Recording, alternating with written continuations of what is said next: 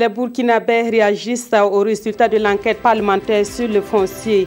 Une enquête qui a révélé de grosses malversations dans l'attribution de parcelles. À Ouagadougou et à Bobo-Dioulasso, les habitants des quartiers concernés par cette enquête estiment être spoliés, mais espèrent un début de justice sociale à leur profit. Aujourd'hui, 14 octobre, le monde entier commémore la journée internationale de l'alimentation. Le climat change, l'alimentation et l'agriculture aussi. C'est sous cette thématique que cette journée est commémorée. La réflexion est donc axée sur les actions à mener pour l'atteinte de la sécurité alimentaire dans un contexte de changement climatique. Actualité dans le monde du sport, la course à la présidence de la Fédération burkinabé de football a pris une tournure ce 14 octobre. Après examen des dossiers de candidature, la commission chargée d'examiner ces candidatures a invalidé celle de Amado Traoré. Bonsoir, merci de suivre le 20h de la RTB. Tout d'abord, ce communiqué de la direction de la communication de la présidence du FASO. Le président du FASO, son Excellence Roch-Marc Christian Kaboré, prendra part le 15 octobre 2016 à Lomé au Togo à un sommet extraordinaire des chefs d'État et de gouvernement de l'Union africaine sur la sécurité, la sûreté et le développement maritime en Afrique. Le sommet de Lomé revêt une importance capitale pour la sécurisation de l'espace maritime africain, la consolidation de la paix et de la sécurité, ainsi que le développement durable des mers et océans. Cette session extraordinaire de l'UIA devrait permettre de faire face à la piraterie et autres actes criminels en mer afin de garantir la paix, la sécurité et la stabilité et faire de l'espace maritime africain le levier principal d'un développement économique pérenne. Le président de la Chambre africaine extraordinaire de Dakar a été reçu ce matin par le chef du gouvernement.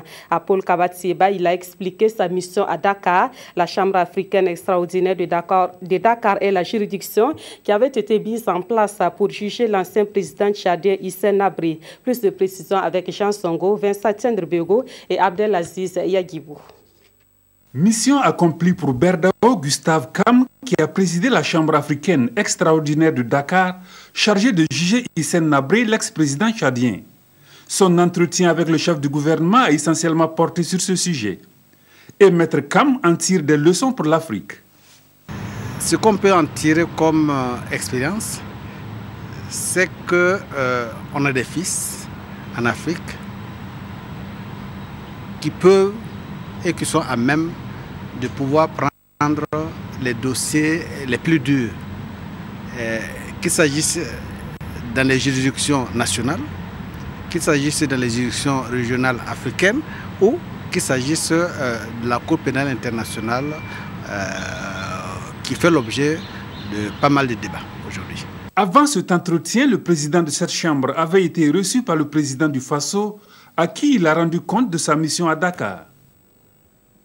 L'épouse du chef de l'État s'est lancée dans le combat pour la dignité et le respect des droits de la femme et de l'enfant.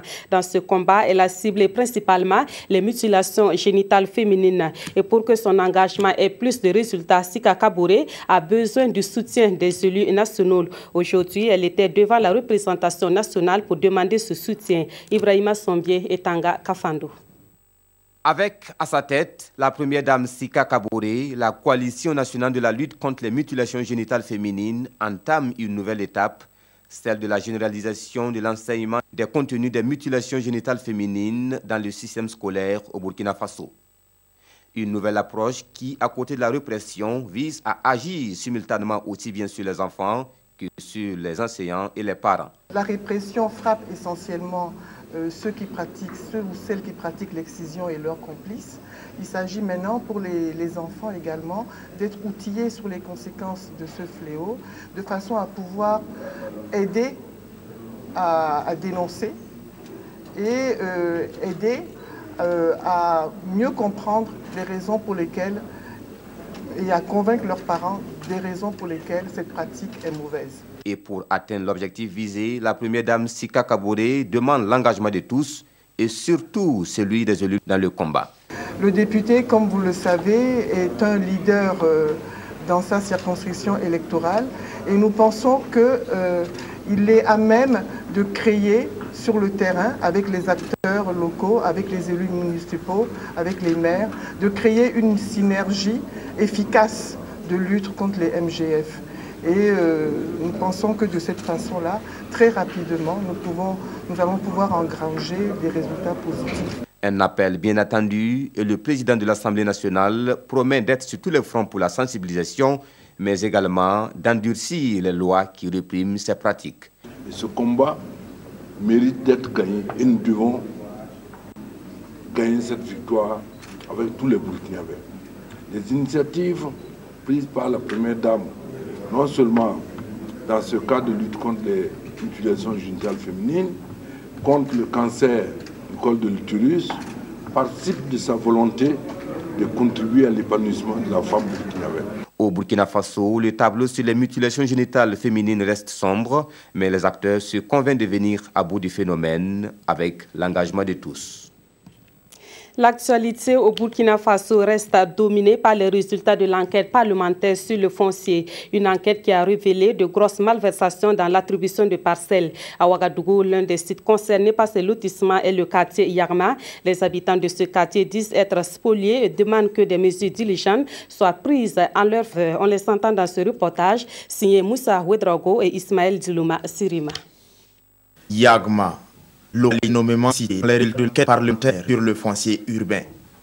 Ici, les lotissements ont été effectués depuis 4 ans environ et de nombreux résidents se sont sentis lésés. Suite à cela, les personnes concernées ont entamé des démarches pour rentrer dans leurs droits. Ils nous ont demandé de faire des demandes déposées à la Sokoji pour voir c'est où. Bon, on a eu à courir un peu partout pour ces trucs-là, ces démarches-là, mais jusqu'à présent, bon, on ne voit pas. C'est des gens qui quittent en ville, au contraire, qui viennent construire ici. Bon, on ne sait pas ce qui se passe réellement. À présent que l'enquête des députés a révélé les irrégularités dans ce quartier de Ouagadougou, les résidents non attributaires disent renouer avec de nouveaux espoirs.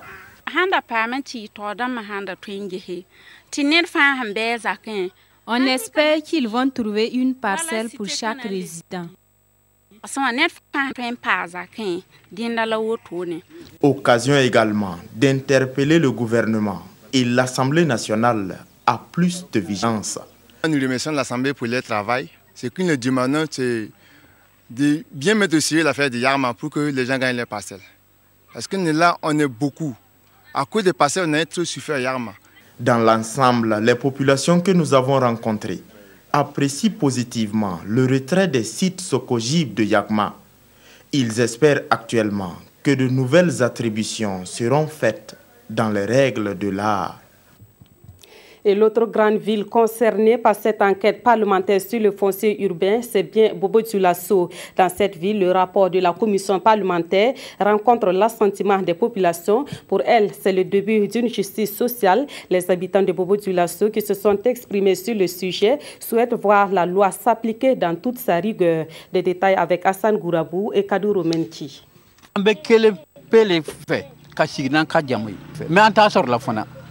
Une seule parcelle d'habitation. C'est ce que Ali Sawadogo désire. Un désir qui lui a coûté recasement sur recasement, mais toujours en zone non lotie. C'est donc avec joie que le vieux Sawadogo accueille la décision parlementaire portant réquisition des parcelles attribuées illégalement. Et il n'est pas le seul à applaudir la nouvelle. Beaucoup de gens condamnent le tir, qui ne gagnent pas, qu'on fait 2 coins ou 3 coins, qui ne gagnent pas. Or, il y a des autres qui gagnent au moins 5 ou 10 parcelles. Ce n'est pas normal. Bon, c'est là, moi, ce que les députés ont dit, c'est bien. C'est très même bien. Je pense qu'ils ont fait un bon travail. Maintenant, nous attendons la suite, quoi. Voilà, il faut qu'il y ait vraiment des sanctions. Que moins on donne l'exemple en apprenant aux gens à ne pas détourner les biens du peuple. Au lieu que les lotissements bénéficient aux populations, ça bénéficie plutôt aux plus riches. Donc moi, j'ai beaucoup apprécié cette décision.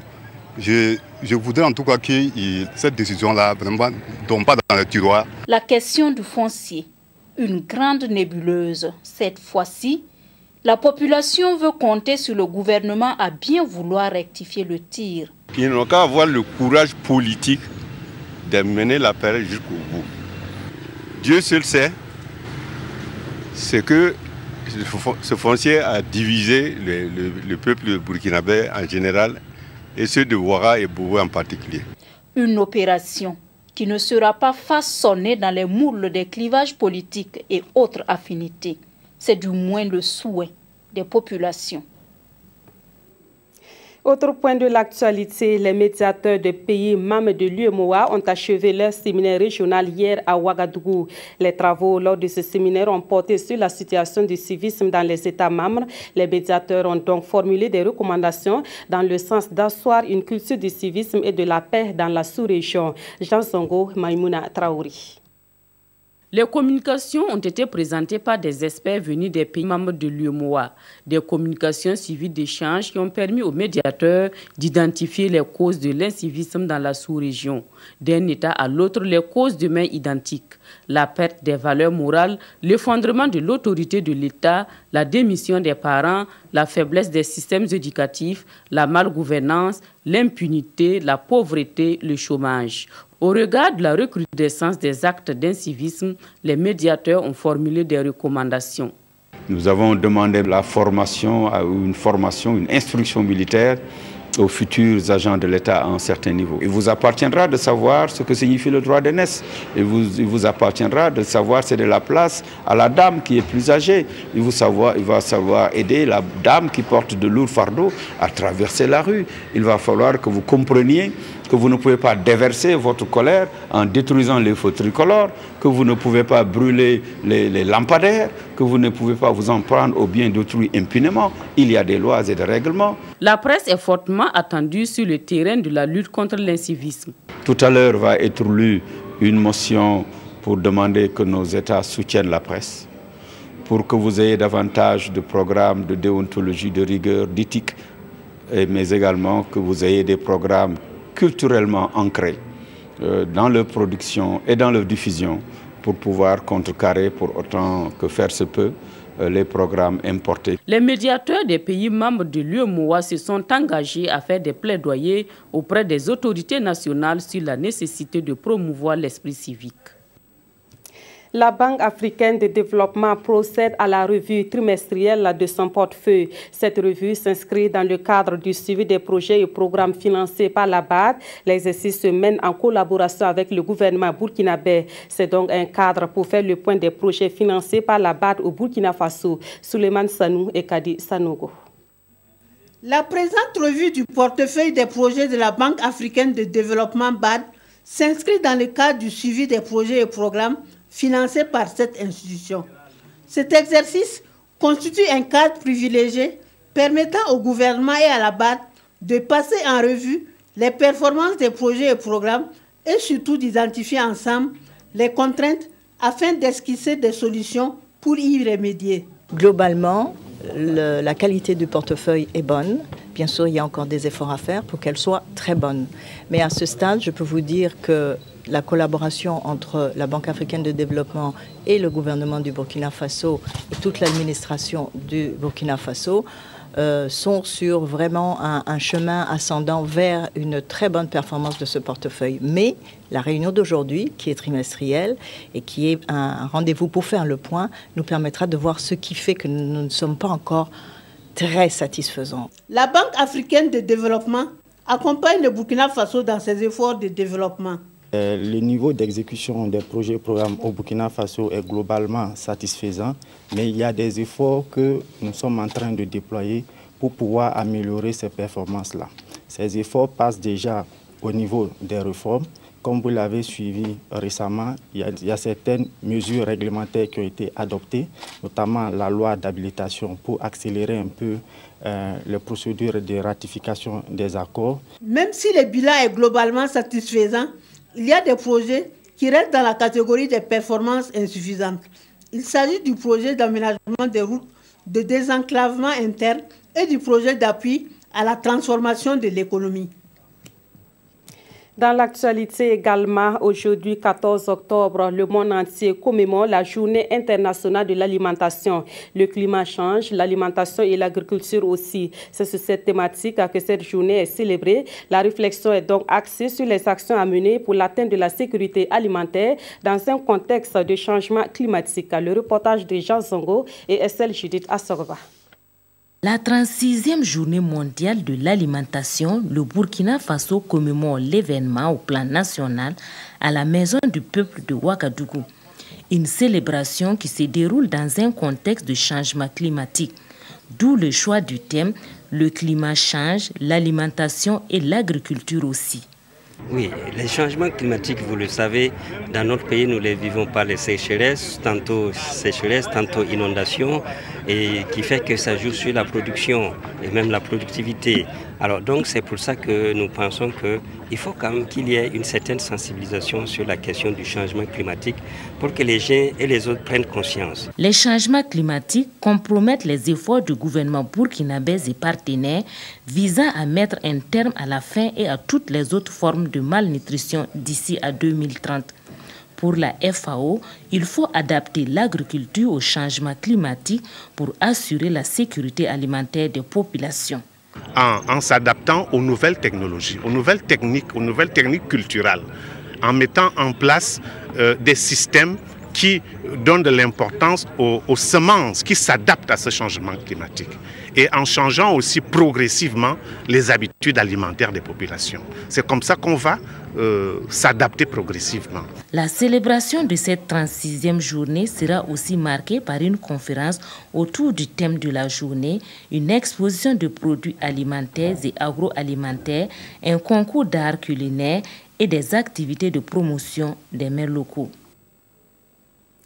Le Fonds d'appui à la formation professionnelle débloque 112 500 000 francs CFA au profit du patronat burkinabé. Cette somme est destinée à renforcer les capacités du patronat burkinabé en ressources humaines. La signature de la convention de financement est intervenue hier à Ouagadougou. Moussa Ouedraogo, Bouma Ernest Nebi. Par cette signature, le Fonds d'appui à la formation professionnelle et à l'apprentissage, FAFPA, accorde officiellement 112 500 000 francs CFA au Conseil national du patronat burkinabé CNPB. Un montant qui va permettre aux bénéficiaires de renforcer les capacités des ressources humaines des entreprises. Nous avons dit que le Conseil national du patronat burkinabé a contribué à la mise en place du FAFPA. Aujourd'hui, nous pensons que ce partenariat qui vient d'être scellé consacre une journée de réflexion, une journée, n'est-ce pas, de mise en œuvre de son programme en ce qui concerne donc la formation professionnelle. Pour les initiateurs, il est nécessaire et urgent que la problématique des ressources humaines soit définitivement réglée. Et à ce sujet, des sessions de formation seront organisées dans plusieurs domaines. Consacre un partenariat que j'envisage très fructueux pour valoriser les compétences et le capital humain au Burkina Faso. Vous savez que la question du capital humain est fondamentale pour un pays. Ayant pour souci le développement social et économique du pays pour les bénéficiaires, l'action de FAFPA va permettre à de nombreux jeunes d'accéder aux nouvelles opportunités de formation professionnelle. On met à présent le cap sur Niangoloko où un projet de promotion et de protection des migrants a été lancé le mercredi dernier. Ce projet est une initiative de l'association TON et il sera mis en œuvre pendant 6 mois. Les activités dans le cadre de ce projet vont entre autres consister à appuyer la réinsertion sociale des migrants. Et ce projet est financé par l'OIM, l'Organisation internationale pour les migrants. Le reportage de Karim Ilboudo et Ahadi Sandamba. Partenaires techniques locaux de l'association TON et leaders d'opinion de la région des Cascades. Tous sont ici à l'école des textes et lois en matière de migration. Question donc de les outiller pour un meilleur accompagnement des migrants. Une formation qui se tient en faveur du lancement du projet de promotion et de protection des droits des migrants. Et c'est un projet initié par l'association TON. Nous avons vécu l'arrivée massive des migrants, surtout lors de la crise ivoirienne. Et aussi récemment, vers les expulsés de la Guinée-Conakry, et certains même sont venus du Sénégal. Avec une durée d'exécution de 6 mois, le projet de promotion et de protection des droits des migrants comporte 3 volets. D'abord, c'est l'amélioration des conditions et des connaissances des partenaires techniques sur quand même les lois juridiques en matière de migration. Et le deuxième axe, c'est le renforcement des capacités de certains acteurs locaux sur la prise en charge et l'accueil des migrants. Et le troisième axe, c'est de favoriser la réinsertion socio-économique des migrants. Financé par l'OIM, l'Organisation internationale pour les migrations, le projet sera exécuté sur toute l'étendue du territoire national. On revient dans la capitale burkinabé où le centre d'évaluation et de formation professionnelle de Ouagadougou veut se faire connaître du grand public, d'où l'organisation d'une journée porte ouverte le 12 octobre dernier. Ceux qui ont fait le déplacement ont eu droit à des visites guidées. Ils ont aussi pris connaissance des filières enseignées dans ce centre. Issa Kafando et Omar Zombri. Des échantillons de clous, de papier hygiénique ou encore de l'eau en sachet, voici quelques fabrications de ces machines. Et c'est ce qui est donné à voir ici à cette journée porte ouverte du Centre d'évaluation et de formation professionnelle de Ouagadougou, CFPO. Une journée qui vise à faire connaître le centre du public et de ses partenaires. La plupart du temps, lorsqu'on parle du CFPO, les gens se demandent en fait où est-ce qu'on est situé, qu'est-ce qu'on fait exactement, parce que nous voulons travailler en fait en symbiose avec eux. Nous travaillons avec des professionnels qui nous disent à l'instant T qu'est-ce qu'il faut, ce dont ils ont besoin en fait, comme apprenants. Le CFPO dispose de plus d'une trentaine de filières et peut recevoir jusqu'à 400 élèves. À partir du certificat de qualification professionnelle CQP ou du certificat d'aptitude professionnelle CAP comme diplôme de base, l'établissement délivre un brevet de qualification professionnelle BQP à la fin de la formation. Nous sommes les bénéficiaires d'un projet qui est quand même africain. Donc la base de ce centre d'incubation là, c'est de permettre même à ceux qui sont dans les pays limitrophes de venir se former ici. Donc nous sommes en fait une vitrine de l'Afrique de l'Ouest et avec l'Inde. Le centre d'évaluation et de formation professionnelle de Ouagadougou existe depuis 2014. Il a pour mission de mettre en œuvre la politique nationale d'enseignement et de formation technique et professionnelle du Burkina Faso. Et puis la notrice de cette édition, Françoise Toué, décédée dimanche dernier, repose désormais au cimetière municipal de Gounguin à Ouagadougou. L'inhumation de cette femme politique est intervenue ce matin en présence de nombreuses connaissances et c'est dans l'émotion et la compassion qu'elle a été accompagnée à sa dernière demeure. Césaire Carrefour, David Dabiré et Monkoun Dabiré. Ils sont tous là, hommes politiques, parents, compagnons de lutte et sympathisants. Au cimetière municipal de Gounguin, ils sont venus dire adieu à la dame Oluli Pendé. Tristesse et émotion se lisent sur les visages. Je suis sans parole. Je ne sais pas quoi dire. La famille est restée sans mots. Ce que Dieu a décidé, je crois que nous nous alignons derrière la volonté de Dieu. Sinon, nous n'avons pas compris. Françoise. Pourquoi Françoise? La nouvelle est tombée ce dimanche. Françoise Toué, candidate aux élections présidentielles de 2015, a trouvé la mort dans un accident de circulation. Militante convaincue du mouvement national de libération avec le professeur Joseph Kizerbo, Françoise Toué a dédié sa vie à la lutte pour un monde équitable. Dans la conscience collective, elle a incarné toute sa vie durant les valeurs qui caractérisent le peuple burkinabé. C'est une grande dame qui nous quitte. Et nous sommes venus pour la rendre le dernier hommage. Et au moment où elle nous quitte, elle avait encore des chantiers à couvrir. Pour l'ensemble du peuple burkinabé, c'est une énorme perte que nous enregistrons. Françoise Toué est une aînée très dynamique, très battante, qui s'est engagée très tôt dans la lutte pour la liberté, pour la démocratie. Née en 1950 à Toma dans le Nayala, Françoise Toué ou encore Dame Oluli Pendé laisse derrière elle 3 enfants et une famille politique encore sous l'émotion. Voilà, que son âme repose en paix. Et puis, en actualité culturelle, le Festival des musiques du monde et des arts d'Afrique de Tanger bat son plein au Maroc. Ce festival est à sa première édition avec au programme des concerts, des expositions et des conférences. Le thème de ce festival est relatif à la valorisation du potentiel culturel et artistique africain. Le Burkina Faso est le pays invité d'honneur à cet événement. Le point avec nos envoyés spéciaux Kwale Nebié et Aruna Mari. Le Festival des musiques du monde et des arts d'Afrique, WOMAF, a ouvert ses portes le 13 octobre à Tanger, deuxième ville économique marocaine.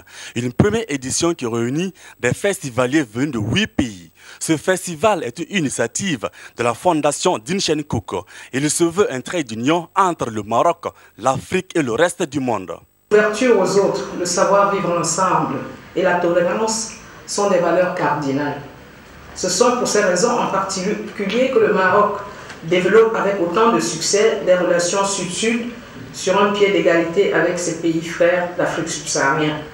C'est beaucoup plus à l'heure actuelle des relations sud-sud économiques dont nous nous sommes dit qu'on pouvait aussi développer des relations sud-sud culturelles.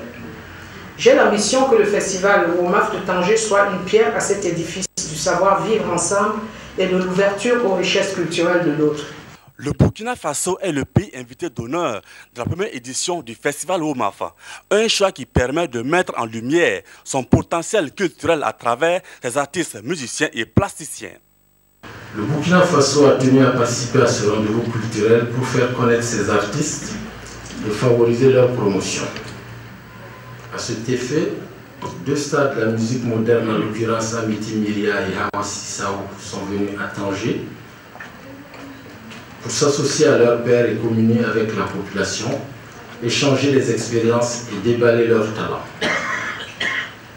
En outre, 3 artistes plasticiens sont de la partie et exposent leurs œuvres pleines de créativité et d'innovation que je vous invite à voir et pourquoi pas à acquérir en guise de souvenir.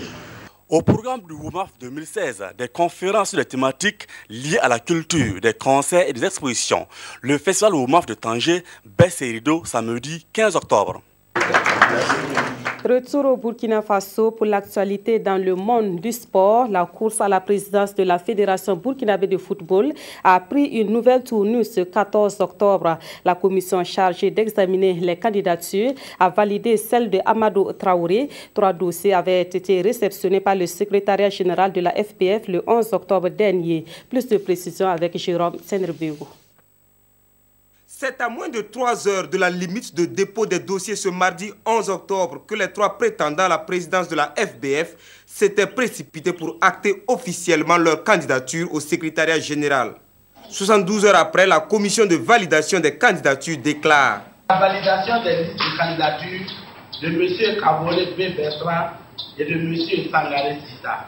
L'invalidation de la liste de candidature de M. Traoré Amadou.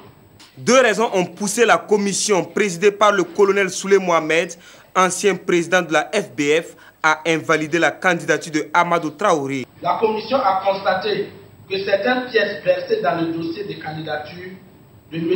Traoré Amadou et de M. Paré Latina ne sont pas valides. En effet, dans le dossier de candidature de Traoré Amadou, la copie légalisée de la CNV versée a expiré le 28 juin 2016 et n'est donc plus valide.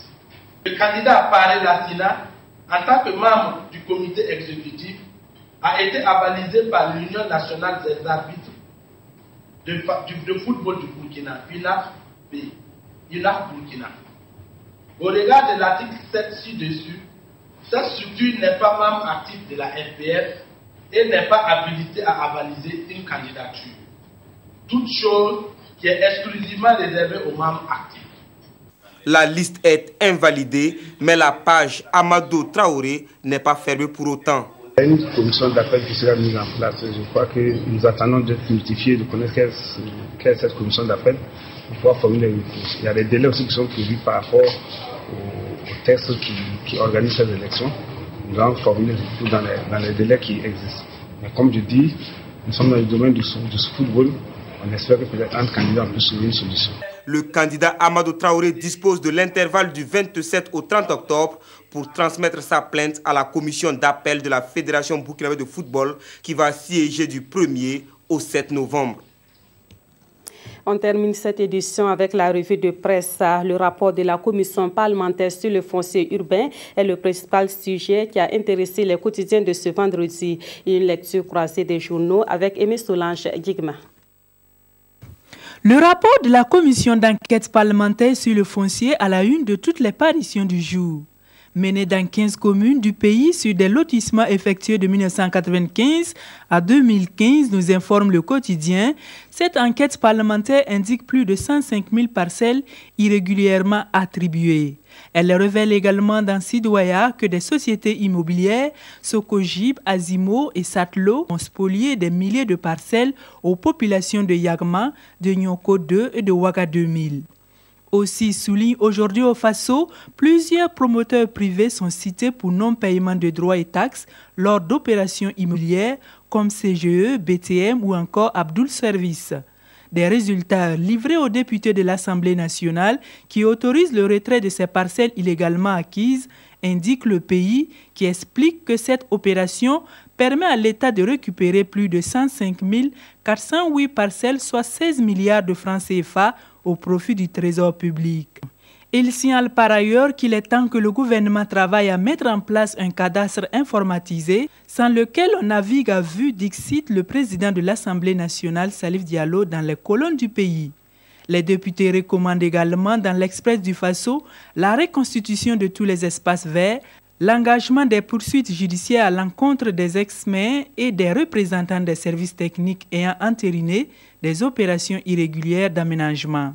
Pour certains, écrit le quotidien d'État, cette enquête marque le début d'un processus de démantèlement d'un système mafieux dans le domaine des lotissements au Burkina, d'où l'impérieuse nécessité d'étendre l'enquête aux autres collectivités territoriales, conclut l'observateur Palga. C'est la fin de ce journal. Merci de l'avoir suivi. Excellente soirée à toutes et à tous.